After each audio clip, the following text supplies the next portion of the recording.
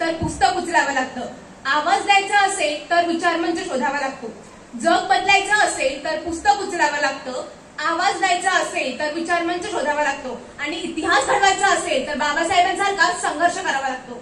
नमस्कार, मी निकिता ताकसांडे। मंचावर उपस्थित आदरणीय मान्यवर, परीक्षक, सद्गृहस्थ आणि मित्रमैत्रिणींना माझा जय भीम। आज मी तुमच्या समोर भारत राष्ट्राची निर्मिती आणि डॉक्टर बाबासाहेब आंबेडकर या विषयावर माझे विचार मांडणार आहे। राष्ट्र फक्त भूगोलावरच तयार होत नाही, ते तयार होतं विचारांनी, मूल्यांनी आणि संविधानाच्या पायावर। आपण फक्त ब्रिटिशांच्या गुलामगिरीतून मुक्त झालं, बाहेर पडलं म्हणजे राष्ट्र घडलं असं नाही। राष्ट्र तेव्हाच घडतं जेव्हा प्रत्येक व्यक्तीला तिचा हक्क, स्वातंत्र्य आणि समता मिळते। ही गरज ओळखून डॉक्टर बाबासाहेब आंबेडकरांनी केवळ कायदा लिहिला नाही, तर त्यांनी नवभारत घडवलं। शिकून पेटवली ध्यानज्योत, अन्यायाच्या काळोखाला दिला नवा स्रोत, पुस्तक हे शस्त्र घेऊन लढला बाबासाहेबांनी, नवभारत घडवला। आता आम्ही तुमच्या समोर बाबासाहेबांनी लंडनच्या त्या गोलमेज परिषदावर काय विचार मांडले, त्यांची काय मागणी होती ते सांगणार। लंडनचा तो दरबार नव्हता राजांच्या गोष्टींचा, की लंडनचा तो दरबार नव्हता राजांच्या गोष्टींचा, ते व्यासपीठ होतं दारिद्र्य, छळ आणि जातीवादाच्या विरोधाचं, जिथे महान महान नेते झुकले पण एक दलित गरजला। ते होते डॉक्टर बाबासाहेब आंबेडकर, ज्यांनी इतिहास पुन्हा लिहिला। त्या काळात एका अस्पृश्य माणसाचं नाव जरी घेतलं तरी पाणी शुद्ध करावं लागायचं, पण तोच माणूस पंडित, ब्राह्मण, इंग्रज, वकील, सरदार यांच्यामध्ये बसून लंडनच्या त्या गोलमेजावर म्हणाला, आम्हाला भीक नको, सत्ता द्या, हक्क द्या, स्वतंत्र राजकीय ओळख द्या। तो आवाज ऐकून फक्त इंग्रज नाही तर संपूर्ण मानसिकतेने झोपलेला भारत हादरला।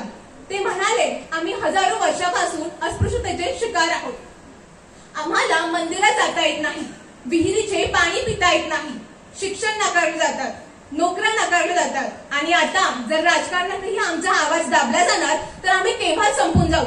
म्हणूनच आम्हाला हवं स्वतंत्र मतदारसंघ, आमचे प्रतिनिधित्व आम्हीच करू।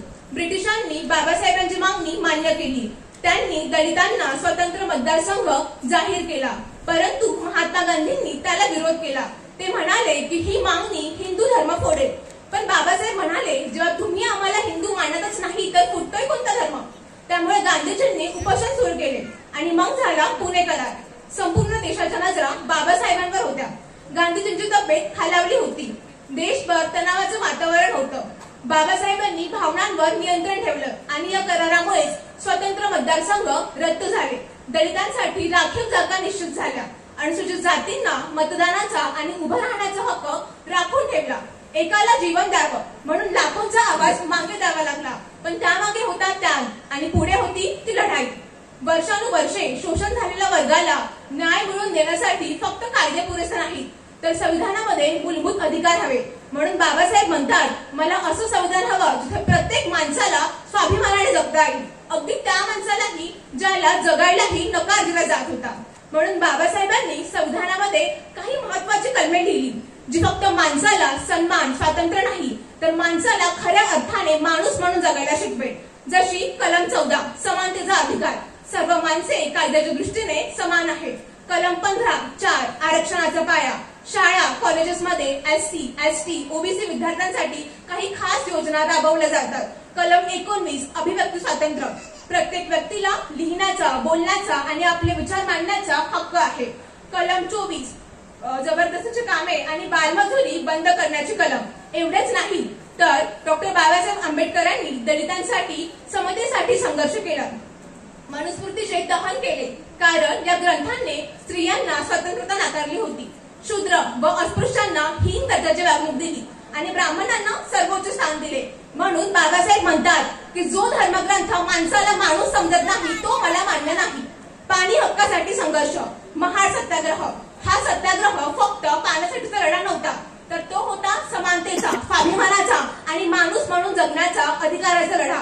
हिंदू कोड बिल, बाबासाहेबांनी हिंदू कोड बिल लिहून स्त्रियांना मालमत्ता हक्क, वारसा, विवाह, घटस्फोट आणि मूल दत्तक घेण्याचा अधिकार दिला। नागपूरमध्ये धम्मदीक्षा, धर्म परिवर्तन, बाबासाहेबांनी नागपूर येथे लाखो अनुयायांसह बौद्ध धर्म स्वीकारला। हे धर्म परिवर्तन म्हणजे स्वाभिमानाचा आणि आत्मसन्मानाचा ऐतिहासिक टप्पा होता। ते म्हणाले, मी हिंदू म्हणून जन्माला आलो, हे माझं नशीब, पण मी हिंदू म्हणून मरणार नाही, हा माझा निर्धार आहे. यामागचा उद्देश समाजात समतेची नवी ओळख निर्माण करणं. देशाला स्वातंत्र्य नेत्यांनी मिळवलं, पण देशाचे भविष्य बाबासाहेबांनी घडवलं. आज आपण अभिमानाने म्हणतो आम्ही भारतीय आहोत, पण हा भारतीय शब्द घडवणारा माणूस म्हणजे डॉक्टर बाबासाहेब आंबेडकर. म्हणूनच बाबासाहेब हे फक्त संविधानाचे शिल्पकार नव्हते, तर ते सामाजिक, आर्थिक, धार्मिक आणि बौद्धिक राष्ट्र निर्माते होते.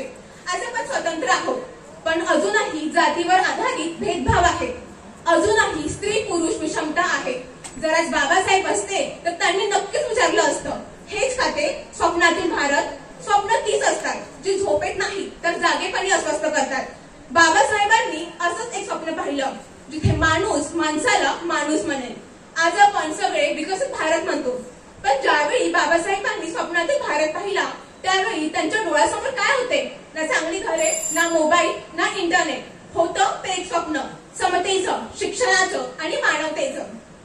बाबासाहेबांनी एक असा भारत स्वप्नात पाहिला जिथे जात नाही, माणुसकी आहे, जिथे द्वेष नाही, बंधुता आहे, जिथे धर्माला स्थान असेल पण धर्मार्थतेला नाही, आणि जिथे माणूस फक्त जातीने नाही तर त्याच्या गुणवत्तेने ओळखला जातो. आजचा भारत कितपत जवळ आहे बाबासाहेबांच्या स्वप्नापासून? हो, आज आपण चंद्रावर पोहोचलो. हो, आज बँकेत काम करणारी मुलगी दलित घरातून येते. हो, आज डॉक्टर, इंजिनियर, वकील सगळीकडे आपली लोक आहेत, पण अजूनही जातीवरून लग्न मोडतात. अजूनही लोक जात विचारून लोकांची हत्या करतात. अजूनही काहींच्या डोळ्यात माणुसकी नाही तर जात दिसते. ही आजची परिस्थिती आहे आणि हीच परिस्थिती आपल्याला बदलवायची आहे.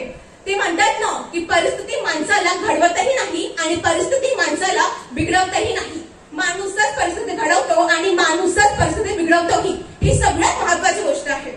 बाबासाहेब, तुम्ही चिखलातून वाट काढली. आता आम्ही प्रकाशात फुलवू तोच भारत जिथे न्याय, समता आणि विज्ञानाची जोड असेल. शेवटी जाता जाता एवढेच म्हणेल की जर मला कोणी विचारलं की तू काय म्हणून जन्माला येशील, तर माझं उत्तर हे असेल, मी जर जन्माला येईल तर बाबासाहेबांनी हात लावलेलं पुस्तक म्हणून येईल. मी जर जन्माला येईल तर माझा बाप दमून कष्ट करून जर झाडाखाली सावलीला बसायचा ती सावली म्हणून येईल. जर मी जन्माला येईल तर बाबासाहेबांचं ते कोटचं बटन म्हणून येईल. मी जर जन्माला येईल तर बाबासाहेबांचा तो घाम म्हणून येईल जो घाम त्यांनी आपल्यासाठी गाळला. मी जर जन्माला येईल तर माझ्या रमाईचा पदर म्हणून येईल, ज्या पदराचं कफन तिने आपल्या त्या 4 पोरांसाठी केलं. जर मी जन्माला येईल तर बाबासाहेबांची वाघी म्हणून येईल. आणि जर येता आलं नाही तर अशा जीवनाला 10 वेळा लाथ मारील, पण मी डॉक्टर बाबासाहेब आंबेडकर यांची लेक म्हणून येईल, यांची वाघी म्हणून येईल. जय भीम, जय संविधान.